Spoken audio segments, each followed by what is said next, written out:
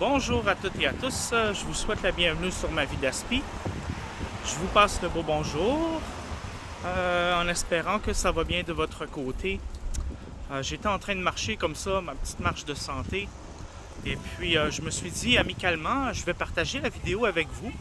Alors la vidéo, s'il y a un parent d'un enfant TSA qui regarde la vidéo, ben je te salue. Et puis à toi l'ami TSA qui regarde la vidéo, je te salue à toi aussi. Alors être TSA signifie on a tout de même une vie à vivre. Et comme chez les neurotypiques, parfois on peut être à un certain endroit et oups, la police vient nous interpeller pour un contrôle d'identité ou pour nous poser des questions. Étant TSA, début vingtaine, jusqu'à peut-être il y a quelques années, ça m'est arrivé à quelques reprises de me faire poser des questions par la police, par une policière ou un policier. Et je vais partager un petit peu avec vous là, des petites anecdotes. Alors, 19 ans, j'ai 18-19 ans, je m'en allais à New York en autobus voyageur. Et puis, j'arrive aux douanes et je mentionne à la douanière que j'allais passer une journée à New York, dans la ville de Manhattan. Alors, je repartais le soir même vers Montréal. Et là où je veux en venir, c'est que la douanière a eu beaucoup de difficultés à croire à mon histoire. Moi, je lui ai dit, je vais juste à New York pour visiter le Central Park, marcher un petit peu sur la 5e avenue, aller visiter le Chinatown. Mais voyez-vous, généralement, c'est très rare des personnes qui ont fait ce que moi j'ai fait. Et moi, je l'ai fait à plusieurs reprises quand j'étais plus jeune, Montréal-Toronto, Montréal-New York, et je passais une journée, puis je revenais le soir même. Alors la douanière ne me croyait pas. Elle s'est approchée de moi. Elle avait la main sur son revolver et elle était menaçante. Dans une situation comme ça, les amis, lorsqu'une personne d'autorité vous parle, vous pose des questions, essayez toujours de rester calme. C'est facile à dire de rester calme parce que moi, si j'entends un petit chien aboyer ou si j'entends un klaxon de voiture, je vais peut-être sursauter.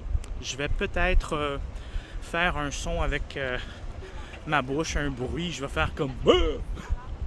Mais par exemple, s'il y a une personne d'autorité qui me parle, je la regarde dans les yeux, j'écoute et j'ai un ton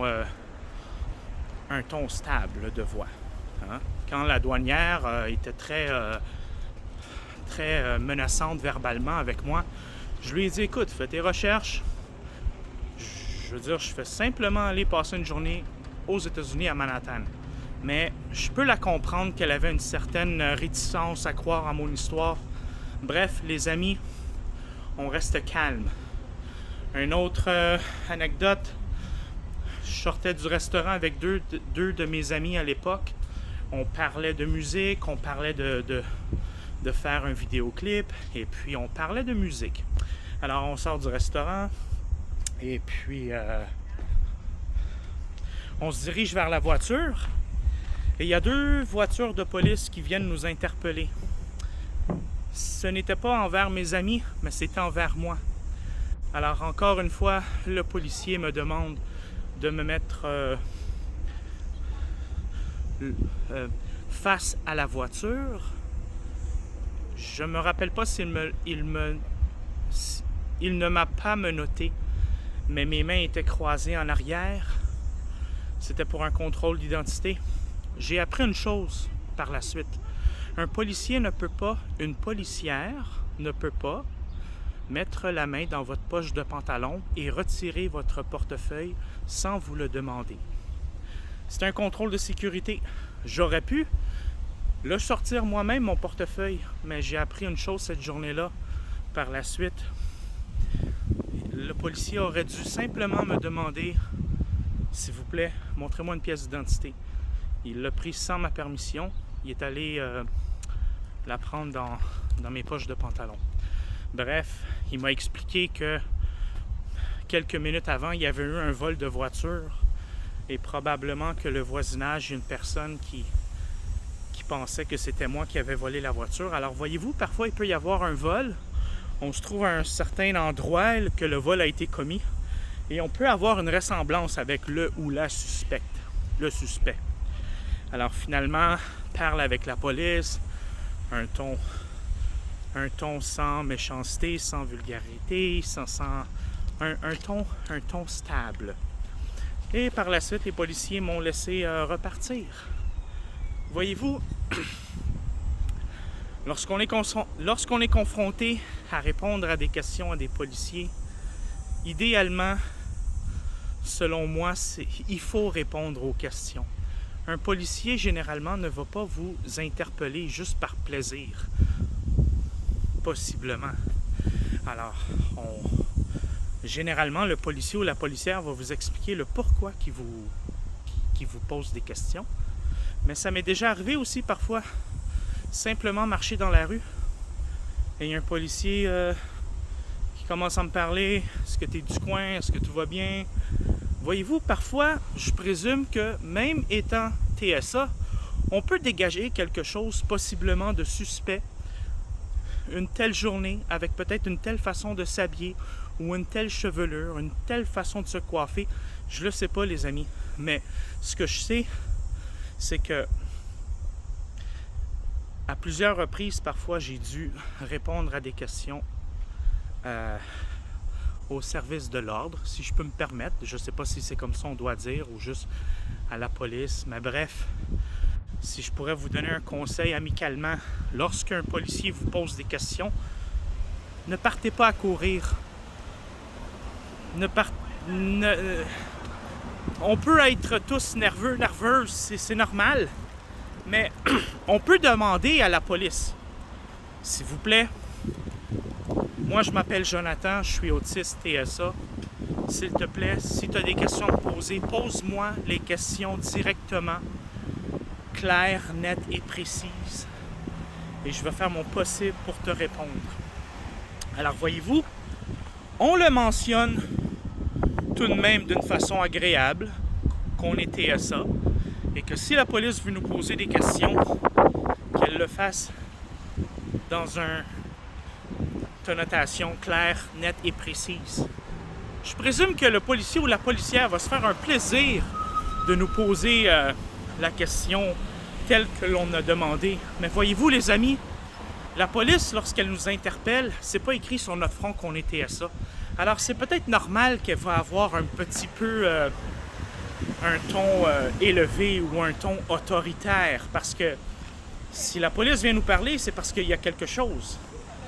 Peut-être qu'ils recherchent un suspect, peut-être qu'ils veulent juste faire un contrôle d'identité, mais une police ne va pas arriver et dire « Toi, je veux te parler ».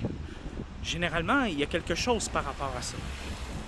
Mais tu sais, si tu es un parent, que tu as un jeune TSA, peut-être à l'adolescence, juste lui en glisser un mot un petit peu. « Hey, mon grand, ma grande, si jamais, par hasard, il y a un policier, une policière qui vient t'interpeller, pars pas à courir. Fais juste rester calme. Essaye le plus possible de regarder le policier, la policière. Explique-lui que tu es TSA, que tu es autiste. Et puis, reste calme. Généralement, les amis TSA, si vous n'avez pas fait de crime, si vous n'avez pas fait de vol, si vous n'avez pas blessé personne, la police ne peut pas réellement vous garder. Possiblement que la police peut avoir un doute et peut peut-être vous garder dans le maximum, je crois c'est 24 heures en détention. Mais c'est très rare, selon moi, que ça peut arriver. Même si vous n'avez rien fait de mal, possiblement que la police a un certain pouvoir sur. On va approfondir la discussion. On va t'amener au poste de police. C'est des situations peut-être qui peuvent arriver. Mais si vous n'avez rien fait de mal, c'est peut-être juste parce que le policier, la policière recherche quelqu'un qui a un petit peu votre correspondance. Mais ça ne veut pas dire que c'est vous le coupable. faut faire attention, les amis. Parfois, dans la vie, on peut marcher dans la rue, on peut être témoin d'un accident, on peut être témoin d'une bataille. C'est pas parce qu'on est TSA que l'on est... comment je pourrais dire? Être TSA, oui, c'est peut-être une condition, on a une différence, mais ça n'empêche pas le fait que si une policière ou un policier qui veut venir nous parler, ils ont le droit de nous faire un genre de contrôle d'identité. Hein? C'est pas parce qu'on est TSA qu'on va dire non, je suis TSA, t'as pas le droit de me parler. Malheureusement, ça fonctionne pas comme ça. Et souvent, et même pour moi, parfois aussi, je suis nerveux quand que je vois qu'il y a beaucoup de police, pas nécessairement alentour de moi, mais tu sais, parfois une présence policière, ça peut être imposante. On voit parfois des hommes ou des femmes d'une certaine posture, grands, costauds. C'est peut-être normal, peut-être que l'être humain est fait comme ça. Moi, j'essaie toujours de rester calme, neutre, et je réponds aux questions. Ça ne sert à rien de partir en courant, ça va juste aggraver notre cas. Alors sur ça, les amis, je vous souhaite un bon week-end. Et puis, la vidéo, c'est amical. Si je la partage avec vous, c'est juste parce que moi, personnellement, j'ai vécu des situations où j'ai dû répondre à certaines personnes de la loi, là. Que ce soit un douanier, une douanière, à la police. C'est des choses qui peuvent arriver. On n'a pas besoin de penser constamment qu'on va se faire un jour questionner par la police, mais on peut simplement dans notre tête, OK, aujourd'hui je m'en vais faire des activités.